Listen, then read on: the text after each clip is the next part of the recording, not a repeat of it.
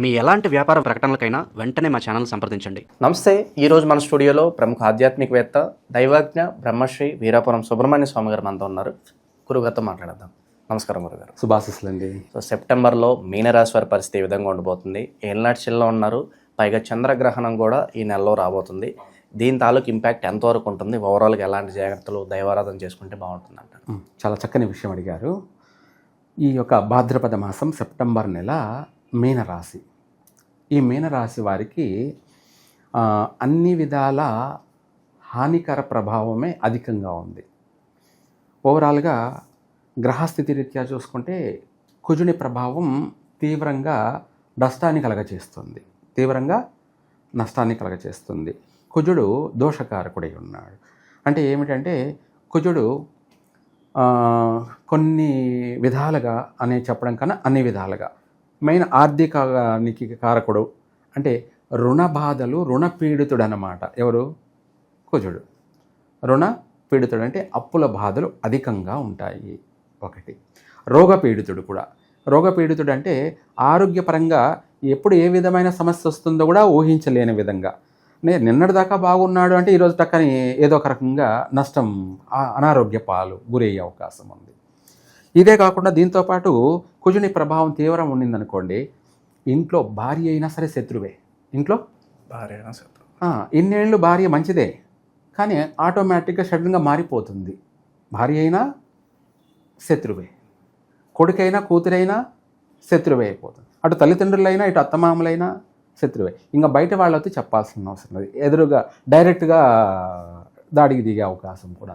అంటే చిన్న మాటకి దాడికి దిగే అంత ఊహించని సంఘటనలు అంటారు. ఏమంటారు? ఊహించని సంఘటనలు. మనం అనుకోలేదు ఇలా జరుగుతుందని తర్వాత అనిపిస్తుంది. ఏమని అవన్నీ అయిపోయిన తర్వాత ఎందుకు ఇలా జరిగింది, మనం ఇంత ఇదిగా జరుగుతుందని నేను ఎక్స్పెక్ట్ చేయలేదు, అనుకోలేదు, ఊహించలేదు, అంత తారుమారైపోయింది అని తర్వాత అనుకుంటుంటాం. జరిగిపోయిన తర్వాత ఇవన్నీ మామూలే, ఇవన్నీ కామనే. కానీ అది జరగకుండానే చూసుకోవాల్సిన బాధ్యత కూడా ముందు చూపు అంటారు. ఏమంటారు? ప్రతి విషయంలో కూడా ముందు ఆలోచన, ముందు చూపు ఉండాలి. మనం ఇంకా చెప్పాలి అంటే వివాహ విషయాల్లో ప్రయత్నం చేయకపోవడం మంచిది. పెళ్లి ప్రయత్నాలు చేయకపోవడం మంచిది. ఏదైనా నూతన వ్యాపారాలు చేయాలనుకోవడం అసలు మంచిది కాదు. ఉన్నదాన్ని పోగొట్టుకోవడమే. ఏదో ఉన్నది కాస్త ఇంట్లో ఉంటే ఉంటుంది, నిలబడి ఉంటుంది. దాన్ని తీసుకుపోయి కాస్త చేతులు కాల్చుకోవాల్సిన అవసరం లేదు. నూతన వ్యాపారాలు చేయొద్దు. నూతన వాహనాలు కానీ వస్తువులు కానీ ఏవైనా కొనద్దు. అది ఇల్లైనా కావచ్చు, లేదంటే బంగారం కావచ్చు, లేదంటే ఐరన్ కావచ్చు. అదే వాహనాలు ఏదైనా సరే, స్కూటీ, బైక్, కారు ఎటువంటివైనా సరే కొనకపోవడం చాలా మంచిది. ప్రతి విషయంలో కూడా వీలైనంత వరకు పోస్ట్ పోన్ చేసుకోవడం మంచిది. కాలం కలిసి రానప్పుడు తలంచుకొని పోవాలి. కాలం కలిసి రానప్పుడు తలదించుకొని పోవడం మంచిది. మనం తలదించుకున్నామే అని బాధపడాల్సిన అవసరం లేదు. అది కూడా మనకు ఎంతో శుభాలను కలగచేస్తుంది. తలదించుకోవడం కూడా శత్రువుని కూడా మిత్రుని చేసేస్తుంది. అదే మార్గం. ఇక్కడ తలదించడమే ప్రపంచాన్ని జయించడం. మనం తలదించుకున్నామని భయపడాల్సిన అవసరం లేదు.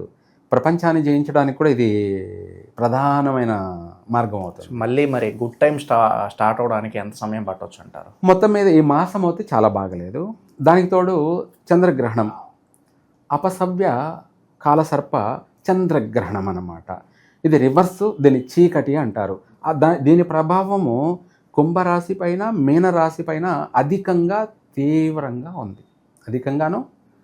తీవ్రంగాను ఉంది. ఏమిటి ఇది అంటే ఉన్న పలానాగా ఆపరేషన్ జరిగే అంత తీవ్రతకి, అటు శారీర బాధ, అటు ఆర్థిక నష్టము, మొత్తం మీద ఆరోగ్య నష్టం. ఇదే కాకుండా ప్రమాదాలు, ప్రాణహాని, నష్టాలు కూడా జరిగే అంత తీవ్రమైనటువంటి నష్టము ఉంది. ఒక మాటలో చెప్పాలంటే అన్ని విధాల హాని కలగచేస్తున్నది ఈ యొక్క చంద్రగ్రహణం అనేది.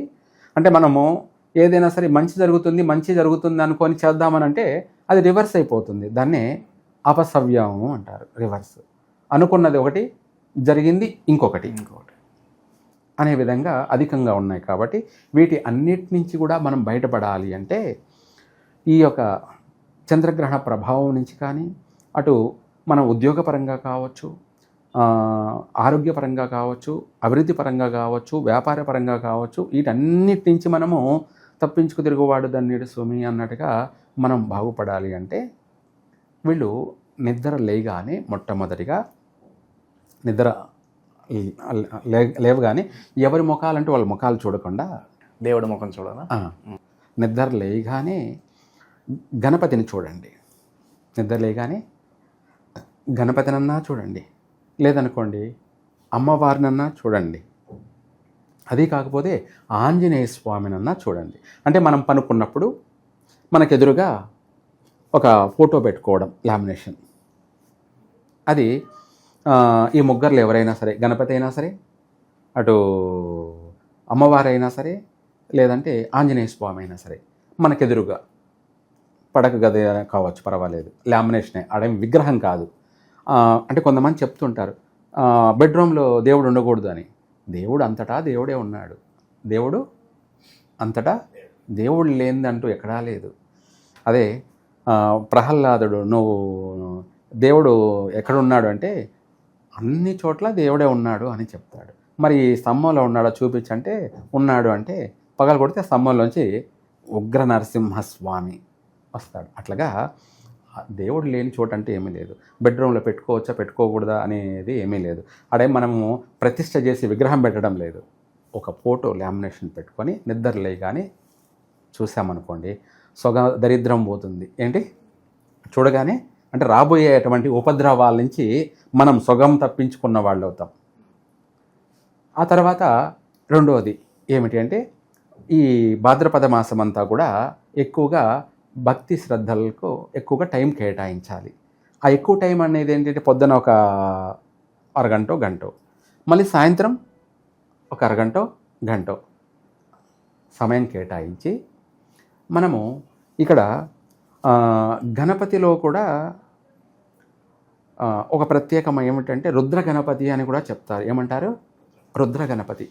ఈయనను పూజించినట్టయితే పటాపంచల్. ఏమిటి?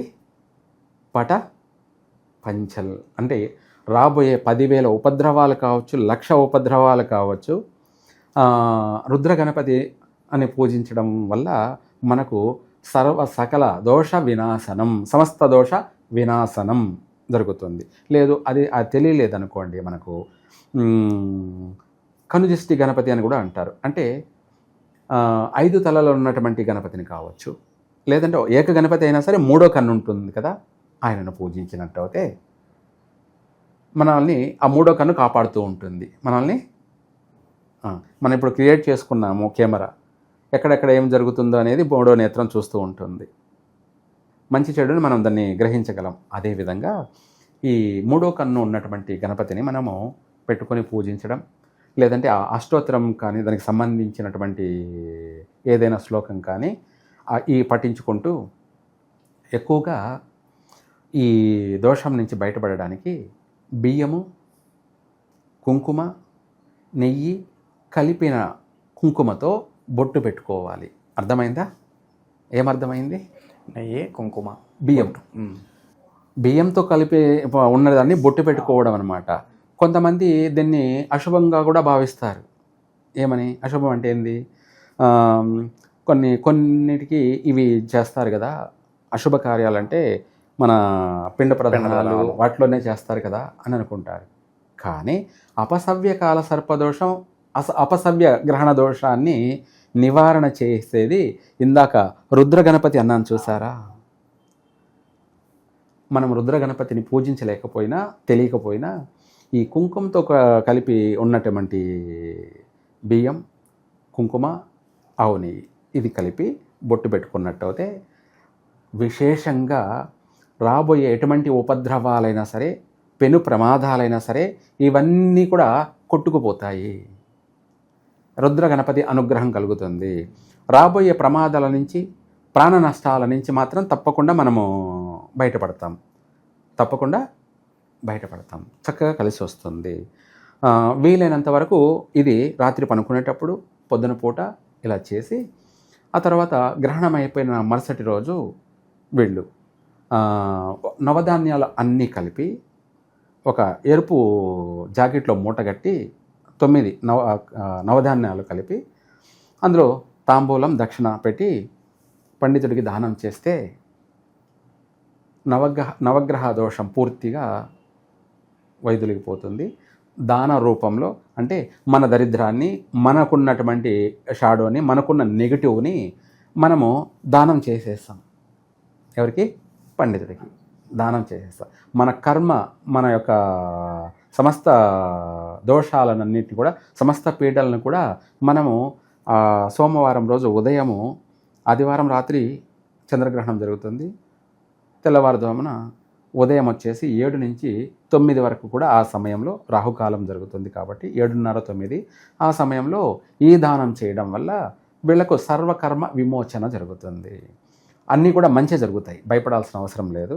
మనకు కష్టము నష్టము రాబోతున్నప్పుడు దానికి తగినట్టుగా పరిహారం చేయాలి. ఏ దానికి ఏం చేయాలో ముళ్ళుతోనే తీయాలి, వజ్రాన్ని వజ్రంతోనే కొయ్యాలి అన్నట్టుగా ఈ విధమైనటువంటి తిలకాన్ని వీళ్ళు ధరించడం వల్ల ఎటువంటి గ్రహణ దోషాలైనా కూడా వీళ్లను ఏమీ చేయలేవు.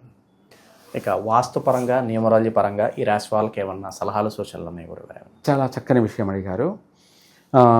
వాస్తు ప్రకారంగా వచ్చేటప్పటికి ఈ యొక్క మీనరాశి వాళ్ళు ఉత్తరముఖంగా వెళ్ళాలి.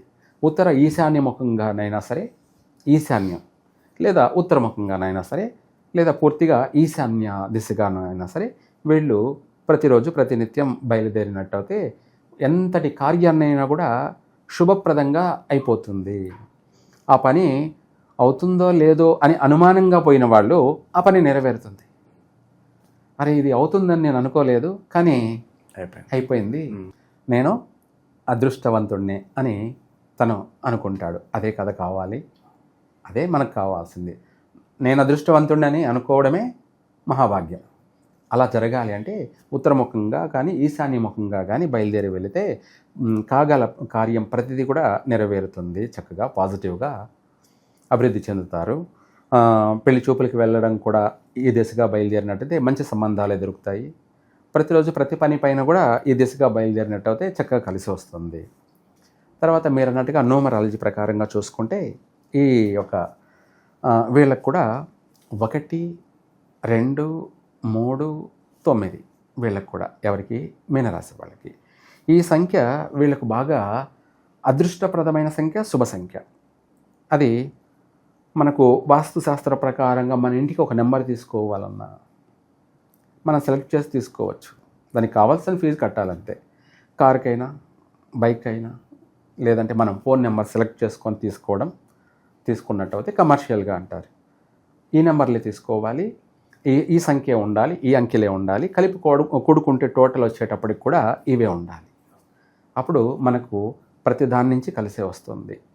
ఏ విధంగా చేసినా, ఏ విధంగా చూసుకున్నా కూడా, ప్రతి విధంగా కూడా అన్ని డైరెక్షన్లో అన్ని విధాల మనకు కలిసి వచ్చే విధంగానే మనం చూసుకోవాలి. ఇప్పుడు ఒక రాజకీయ నాయకుడు ఏం చేస్తాడు? అందరి ఓట్లు మనకే పడాలి అనుకుంటాడు. అప్పుడు అందరినీ ప్రేమిస్తేనే కదా, అందరినీ సమానంగా చూసుకుంటేనే కదా అందరూ ఓటేస్తారు. అట్లాగే మనకు కూడా అన్ని గ్రహాల నుంచి అయినా కావచ్చు, మనుషుల నుంచి అయినా కావచ్చు, ప్రకృతి నుంచి అయినా కావచ్చు, మనకు ప్రకృతి సహకారం కలగాలి అంటే మనం తనకి తగినట్టుగా నడుచుకున్నప్పుడే మనకు ఎదురు లేదు. ఎదురు కత్తికి 2 పక్కల పదునే అన్నట్టుగా ఇటన్నా తిరుగుతుంది, ఇటన్నా తిరుగుతుంది, ఎటన్నా తిరుగుతుంది. అట్లాగే మనం ఏది చేసినా కూడా సక్సెస్ అవుతాము. ఏ పని ప్రారంభం చేసినా తప్పకుండా సక్సెస్ అవుతాం. అప్పుడు అందరూ కూడా వాడు పెట్టి పుట్టాడు అని అంటారు. ఏమంటారు? వాడు ఏది చేసినా అది విజయమే. వాడు మాట్లాడినా అది విజయమే, వాడు చేసినా అది విజయమే. వాడు ఏది చేసినా కూడా 3 పూలు 6 కాయలు అని చెప్తారు. ఆ విధంగా మనము అందరినీ మెప్పించే విధంగా కూడా తెలివిగా నడుచుకున్నవాడే ధన్యుడు సుమి. ఓవరాల్గా సెప్టెంబర్ మాసం మీనరాశి వాళ్ళకి ఏ విధంగా ఉండిపోతుంది, ఎలాంటి జాగ్రత్తలు తీసుకోవాలి, చాలా బాగా విశ్లేషించారు. ధన్యవాదాలు గురుగారు. సర్వే జన సుఖినో భవంతు.